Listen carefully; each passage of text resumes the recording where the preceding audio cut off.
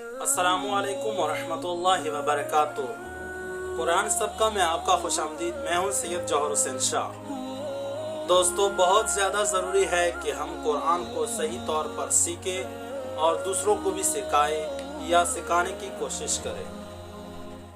اگر قرآن کو ہم صحیح طور پر نہیں پڑھ سکتے تو دوستو ہمیں ثواب کی جگہ گناہ لکھا جائے گا اپنے اعمال نامے میں۔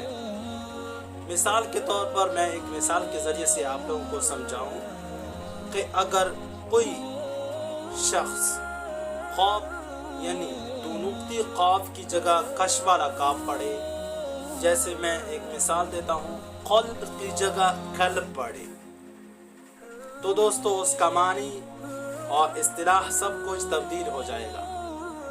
ایک قاف کی وجہ سے اگر معنی میں فرق پڑ جاتا ہے کش والا کاف اور دو نقطی کاف کی وجہ سے، تو دوستو سوچئے کہ کتنا فرق پڑ جاتا ہے اگر ہم کو صحیح طور پر تجوید نہیں آتا۔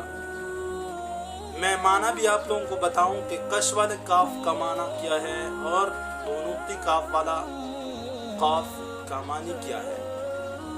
دوستو اگر قلب کہیں تو دل کا معنی دیتا ہے، اگر قلب کہیں تو کتے کا معنی دیتا ہے۔ اس طرح سے ہم قرآن میں بہت ساری غلطیاں کرتے ہیں۔ تو دوستو اس ویڈیو میں آپ لوگوں کو بڑے بڑے 4 قواعد کا نام ذکر کر دوں۔ انشاءاللہ بعد میں تفصیلی گفتگو کریں گے اس قواعد کے بارے میں۔ پہلے قاعدے کا نام ہم نے دیا ہے اقلاب، دوسرے کا نام ہے ادغام، تیسرے کا نام ہے اظہار، چوتھے کا نام ہے اخفاء۔ تو دوستو مزید اچھی ویڈیوز کے لیے اس ویڈیو کو زیادہ سے زیادہ شیئر کیجیے تاکہ اور لوگ بھی اس سے فائدہ اٹھا سکے۔ والسلام علیکم ورحمۃ اللہ وبرکاتہ۔